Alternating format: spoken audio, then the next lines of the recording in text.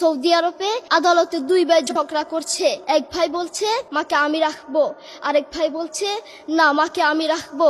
দোনো ভাই ঝগড়া করছে মাকে ঘরে রাখার জন্য। এরপর এক ভাই মাকে নিয়ে চলে যাচ্ছে, আরেক ভাই মাটিতে গড়া দিতে দিতে অবস্থা খারাপ। সৌদি আরবে আদালত হয় মা বাবাকে ঘরে রাখার জন্য, আর আমাদের দেশে আদালত হয় মা বাবাকে ঘর থেকে বের করার জন্য। ঠিক কি না?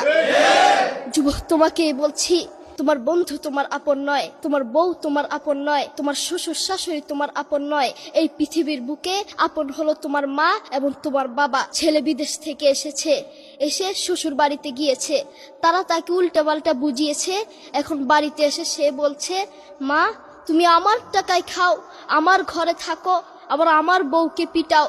এই কথা শোনার পরে মা বাথরুমে গিয়ে আধা ঘন্টা কাঁদতে লাগলেন। কেঁদে অজু করে নামাজে দাঁড়ালেন। নামাজ পড়ে আল্লাহর কাছে বলতে লাগলেন, আল্লাহ তুমি আমার ছেলের উপর রাগ করিও না, ও ভুল করেছে, তুমি আমার ছেলের উপর রাগ করিও না, আমি আমার ছেলেকে বুঝাবো। এরপর মা গিয়ে ছেলেকে বুঝাচ্ছেন, বলছেন বাবা তুমি আমাকে বের করে দিবা, সমস্যা নেই, তুমি আমাকে বের করে দিও, কিন্তু আমার একটা স্বপ্ন আছে। ছেলে বললেন কি স্বপ্ন বলেন? মা বললেন তুমি বাজারে গিয়ে একটা পাকা আম নিয়ে আসবা, এসে তোমার বুকের উপর রাখবা, সকালে উঠে ওটা আমি খাবো। এরপর ছেলে বললেন আচ্ছা ঠিক আছে। ছেলে বাজারে গিয়ে একটা পাকা আম নিয়ে আসলো, এসে বুকের উপরে রাখলো। 5 মিনিট না যেতেই সেই আম পিঠের নিচে পড়ে চ্যাপ্টা হয়ে গিয়েছে। এরপর ছেলে মাকে বললেন মা তুমি কি সকাল উঠে আমটা খাবে? ওটা 5 মিনিট না যেতেই পিঠের নিচে পড়ে চ্যাপ্টা হয়ে গিয়েছে। এরপর মা চোখের পানি ছেড়ে বলল বাবা আমি আসলে তোকে খাওয়ার জন্য বলি নাই, আমি আম খাওয়ার জন্য বলি নাই, আমি তোমাকে বুঝার জন্য বলেছি।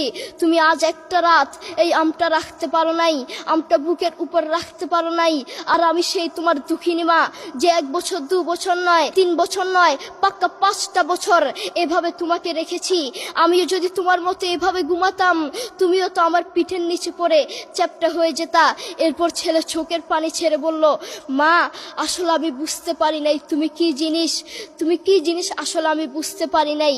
করোনা আসার পরে প্রমাণ করে দিয়েছে কে আপন।